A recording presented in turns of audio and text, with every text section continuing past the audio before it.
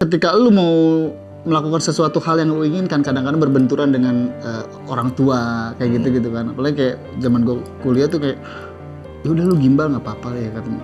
Karena kalau rambut digimbal, dicukur juga balik lagi biasa. Asal jangan ditato ya, karena kayaknya ketika lu lulus nanti bakalan susah dapat kerjaan nih gitu. Kadang-kadang di satu komplek gue itu aja nama gue tuh udah kayak setan di sana. Jadi ayo masuk nanti bilangin Om Uca nih. Lu gitu ngerti kan? Ayo makan nanti awas ada Om Uca. Jadi itu gue paling males kayak gitu. itu aja kayak Kita kayak ondel-ondel kayak gue baju. kayak set. Kalau misalnya ayo maghrib pada kuntilanak atau enggak apa. Ini ada Om Uca. Om gigit om, Ayo udah ada mau Om Uca. makan nih om. Kan gila gue tuh gue apa sih? Gue kasihan loh. Ya mereka kayak gimana sih memperlakukan aku kayak budak untuk dijadikan budak-budak seks mereka. Oh ya, kayak mereka masih, maaf ya, masih bilang, ah lu banci lu kalau macam kan, mereka masih kasar. Ada beberapa yang ngatain aku, ah lu bencong atau apa gitu. Tapi untuk aku, ya memang aku kayak gini gitu.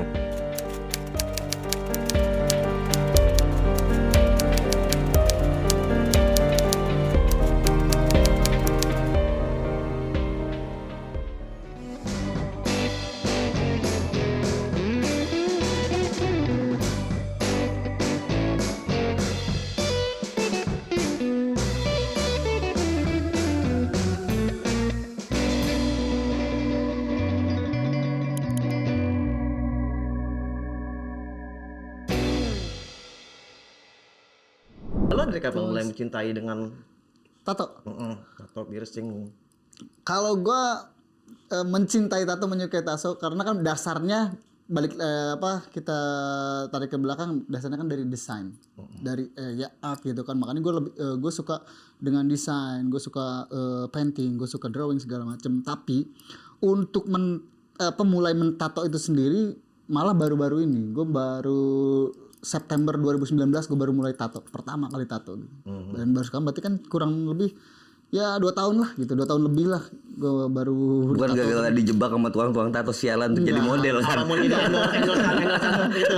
Enggak, justru Konten lo banyak. gini loh, ya tidak menutupi bahwa ketika lu mau melakukan sesuatu hal yang lu inginkan, kadang-kadang berbenturan dengan orang tua kayak gitu kan. Apalagi kayak zaman gue kuliah tuh kayak ya udah lu gimbal nggak apa-apa ya katanya. Karena kalau rambut digimbal, dicukur juga balik lagi biasa. Asal jangan ditato ya, karena kayaknya ketika lu lulus nanti bakalan susah dapat kerjaan nih gitu. Nah, itu dari orang tua, Mak. Ada keluarga ya, Mak.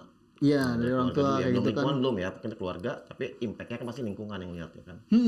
Kalau lingkungan kan udah pasti kan kayak pasti. Cuma gue nggak terlalu memikirkan lingkungan juga karena beberapa keluarga juga ada yang tatoan juga. Cuma lebih ke pribadi aja, kayak lo nanti bakal susah nih dapat pekerjaan. Oke, ketika misalkan berpikiran seperti itu, gue nahan diri untuk tidak tato. Karena gue masih mendengarkan nasihat itulah kayak gitu. Tapi ketika orang tua udah nggak ada, terus juga beberapa tahun setelah gue lulus kuliah dan gue merasa udah punya pekerjaan yang emang kayaknya gue bisa berdiri di atas kaki gue sendiri nih, tidak selalu ada di ujung telunjuk orang gitu loh. Jadi gue ngerasa apa yang gue lakukan adalah resikonya pun buat gue pribadi gitu. Jadi tidak ada urusan dengan orang lain, ya gue lakukan aja. Jadi pas tahun 2019 ketika gue udah ngerasa nyaman, udah ngerasa aman, ya udah gue tato. Karena memang itu udah lama, udah dari Niatnya tuh banyak ya. Banyak, makanya gue dulu bokin gue tuh tatoan semua. Karena gue ngerasa gue tidak bisa ditato, jadi gue menikmati itu tuh di tato. Kadang-kadang ngedesainin mantan gue kayak gitu buat ditato kayak gitu. Tapi untuk sendiri nggak mau. Tapi pas udah mulai 2019 tato langsung berat wah. Ya, karena Ini baru masih bengkak-bengkakan. Malah lebih belepotan. Dengan kondisi seperti ini, pasti kan banyak pertentangan dari keluarga apa dari lingkungan. Itu yang paling banyak apa sih dan cara lo ngatasinnya tuh gimana gitu loh? Boleh gantian dari yang Uya dulu deh. Itu Dulu kan awal nggak begini kan? nggak. Tiba-tiba gebrak begini 2019. Oh, lebih ke penampilan kita nih. Oke. Iya, performance kita kayak begini gitu kan.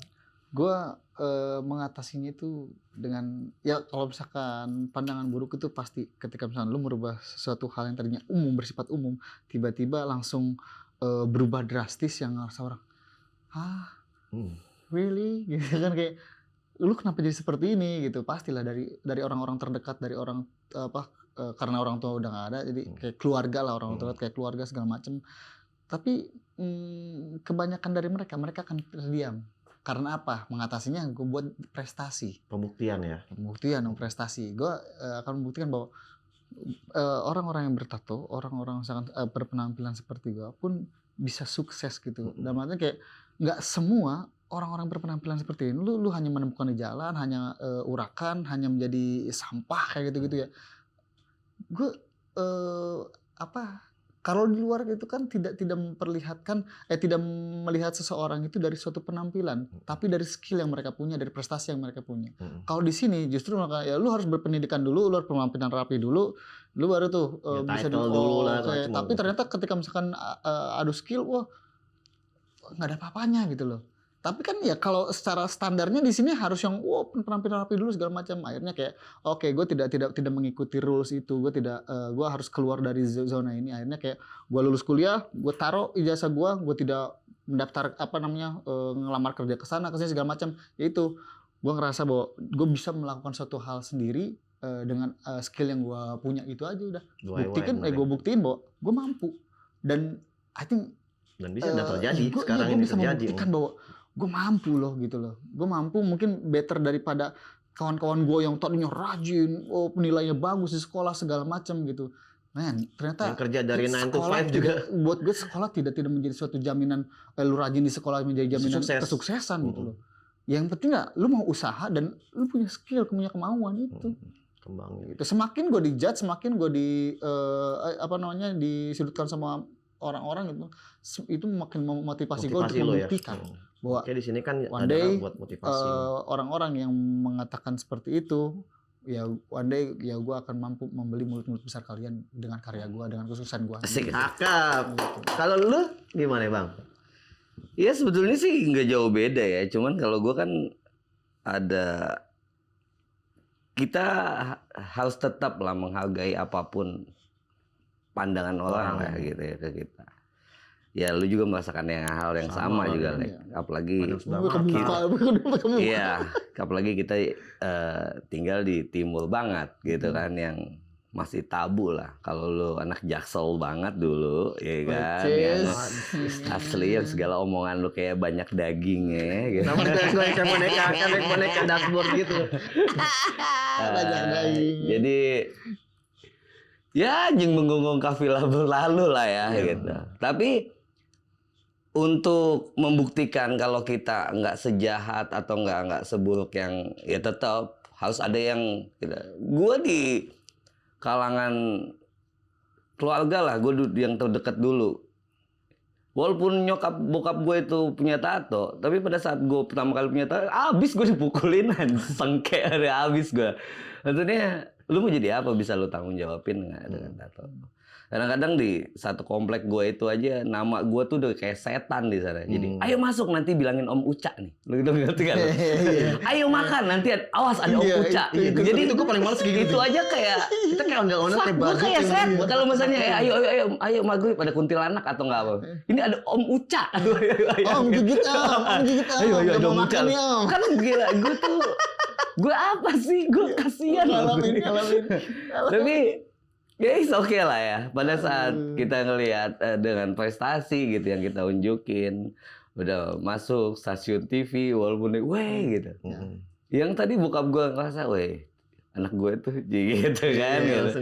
Teman gue gitu. Terus kita dulu ngerasa loser kan, karena suka dibully. Ini teman-teman yang suka ngebully jadi yang kayak sok-sok jadi deket temen gue tuh. Paling bangke. asli. Tapi bisa nggak pernah negur. Dan itu juga bukan jadi satu kebanggaan juga karena belum ada pencapaian yang kita anggap menurut mereka itu keren ya. Padahal buat kita sih kayaknya biasa aja. Sama aja kayak waktu mereka ngebully juga mengasih asumsi yang jelek kayak gitu juga biasa aja gitu. Selagi kecuali sampai nabok muka ya itu lain kan ya. Tapi gue ya gitu anjing menggonggong kafilah berlalu lah. Seorang Nesa ini merasakan ada perbedaan gen dari hidupnya Nesa itu lah. Itu umur berapa atau namanya umur berapa untuk ada perbedaan gen gitu? Aku nih beda gitu. Aku dari usia 5 tahun ya sebelum masuk SD lah ya. Karena aku di kampung jadi masuk sekolah kan dulu cuma 5 tahun udah masuk SD kan. Nah dari situ aku udah merasa karena kok aku harus pakai celana gitu kan sebagai kayak cowok gitu. Sementara aku pengen pakai rok gitu. Nah kalau masih SD kan nggak ada yang nerima kan gitu di situ ya aku jalani walaupun ya buat aku pribadi merasa tersiksa gitu. Oh, tapi emangnya kamu dari kelas 5 itu Iya, udah pengennya dari pakai rok kecil. ya, udah pengen pakai rok. Dari kelas 5 udah SD tuh. pengen pakai pakaian perempuan aja. Pas lo ngalamin kayak gitu, terus akhirnya lo menjalani masa kecil lo apa lo coba untuk terus pakai rok atau gimana tuh keadaan kayak gitu kan dengan perbedaan gen lo kayak gitu? Lo tetap berjuang dengan, lo pasti sempat dibully nggak tuh dengan lo? Pasti kan Kalau dibilang, bulian itu udah sering ya, dari SD itu kalau misalnya dari kelas 1 sampai kelas 3 nggak pernah ada bulian karena aku belum bener-bener menonjolkan kayak perempuan kan. Nah, dari kelas 5 sampai SMP di situ mulai terus bully bahkan ya aku sih orangnya nggak pedulian walaupun sakit hati ya ini nasib gua ya yang gua harus jalanin ya itu hinaan orang apapun orang ya aku ini. iya, berarti lo kuat yang ngambil sikapnya itu kan kuat banget karena orang nggak dibully itu nggak gampang loh, apalagi lo bertahun-tahun dibully dari apa? Dari SMP sampai ini. Dan lo ngalamin dengan kuat gitu, lo merasa sedih atau lo marah atau lo udahlah bodo amat lah bilang. Kalau untuk sedih ya pasti sedih dong. Kalau misalkan untuk marah ya ngapain kita marah? Mendingan kita tunjukin kekurangan kita bahwa kita ada kekurangan tapi kita punya kelebihan yang lebih dari mereka yang lebih normal dari kita gitu. Kalau untuk pribadi aku. Terus di saat itu kan lo untuk berjuang dengan itu, terus dari omongan-omongan tetangga segala macem, itu keluarga lo tahu nggak kayak gitu?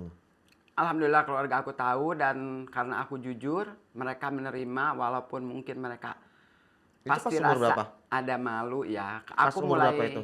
pas kelihatan banget kayak perempuannya. Jujur sama orang tua lo, sama Oh keluarga? jujur sama orang tua pas SMA kelas 2. Di situ aku kumpulin semua keluarga kakak-kakak aku sama almarhumah ibu dan bapak aku di situ. Nah kalau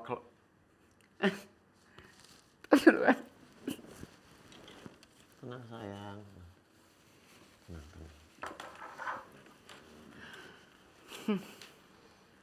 pedih ya. Iya, santai dulu ya. Minum dulu. Minum dulu sayang. Oke.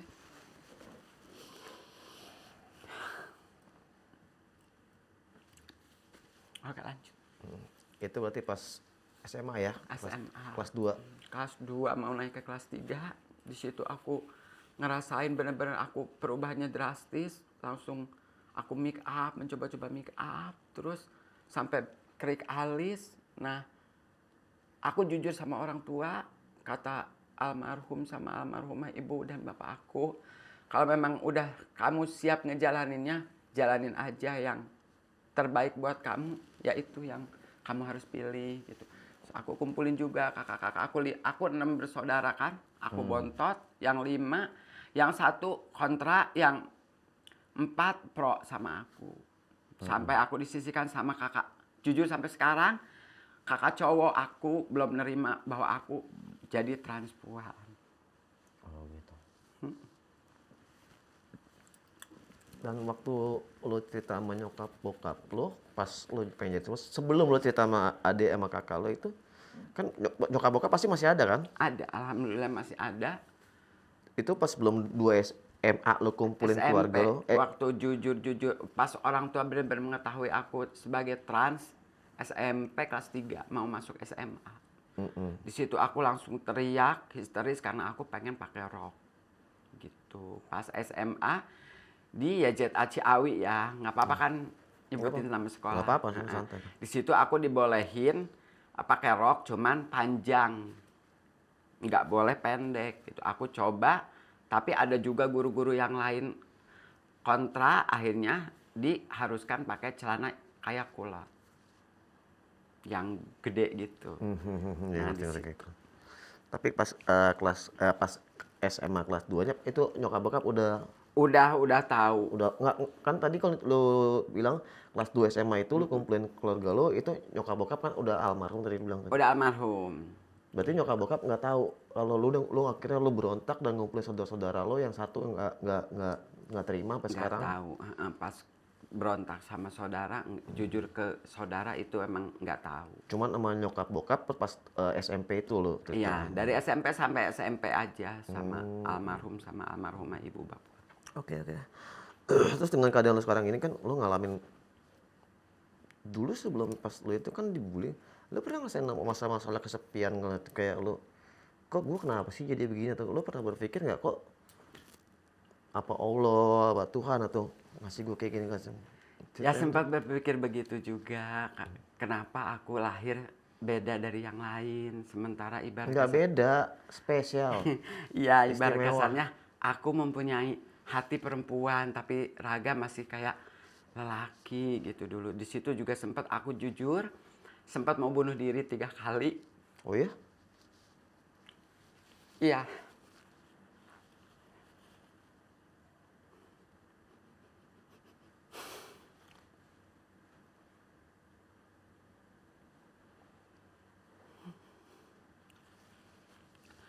Sempat udah mencoba minum Baygon. Di situ ternyata aku pas sadar ternyata aku masih hidup. Yang kedua kali pun masih begitu. Nah, karena kalau untuk omongan-omongan tetangga atau siapapun aku udah dari situ udah nggak mau peduli ya. Malah aku pengen nunjukin aku biarpun seorang transpuan atau transgender nggak mau sampai jadi bahan bulian seumur hidup aku. Malah aku pengen nunjukin walaupun aku seorang trans ataupun transgender pengen ngebuktiin inilah aku sebenarnya. Dan disinilah makanya ada Wada, ada Nadir ini makanya gue minta lo untuk datang untuk ceritain semuanya ini dan harus siap semuanya itu. Dan 3 kali bunuh diri itu berarti kan lo emang belum waktunya untuk mati. Lo harus nunjukin ini loh. Ternyata Allah masih sayang sama aku walaupun jalan aku salah. Sebenarnya nggak ada yang salah sih. Tapi lo pernah ngerasa nggak lo ditinggalin sama orang-orang terdekat lo misalnya kayak Sempat lah bermasalah. ditinggalin sama orang terdekat lo yang siapa tuh? Ya terutama orang tua ya yang Ya orang tua kalau boleh tahu dia kan itu dia sakit atau sebenarnya kalau almarhum bapak nggak sakit. Yang sakit udah berapa tahun gitu ibu Umi aku yang bener-bener parah sakit. Umi sakit apa? sakitnya komplikasi. Oh, udah banyak macam ya. Justru kalau bapak nggak sakit dia yang ninggalin duluan, selisih 2 minggu langsung almarhum Umi. Ya akhirnya di situ aku bener-bener stres, lari lah mencoba ke narkoba. Ceritain dong. Oke. Aku pertama mengenal narkoba, awalnya nyoba-nyoba dari obat. Dulu kan zaman-zamannya masih boti ya, kayak Iya, sekarang juga pasti banyak. Itu tahun berapa tuh? kayak Nipam gitu apa di situ aku mencoba-coba. Nah, dari situ tahun 97 98 mencoba untuk ke sabu. 2000 sampai 2004 terjerat hukum dan akhirnya aku masuk penjara. Masuk sekolah. Berapa tahun? 4 tahun. 4 tahun. Pas di saat itu lo kan berarti ngerasa itu ada ke kan berarti lu masuk sel mana nih?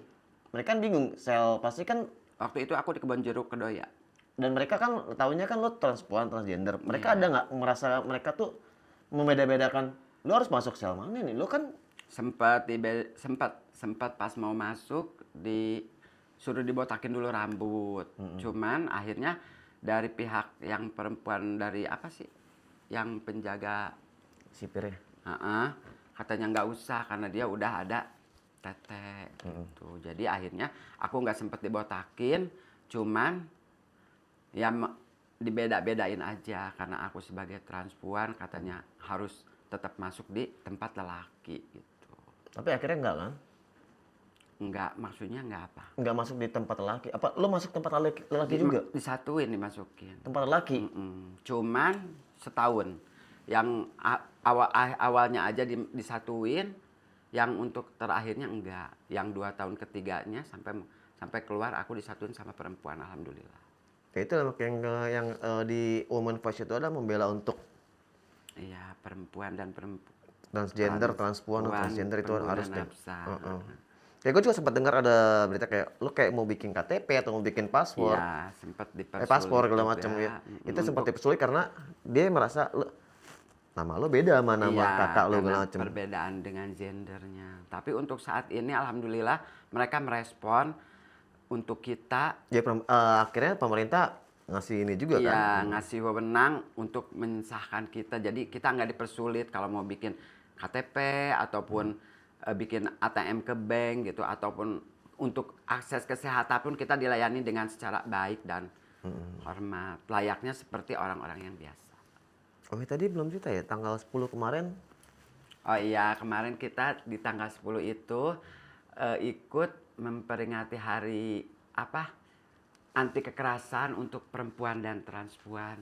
Yang lebih ke nafsa. Nafsa, untuk pembunuhan nafsa. Alhamdulillah di situ pun kita dihargai banget di situ, disambut karena kita juga menyambut hari itu juga.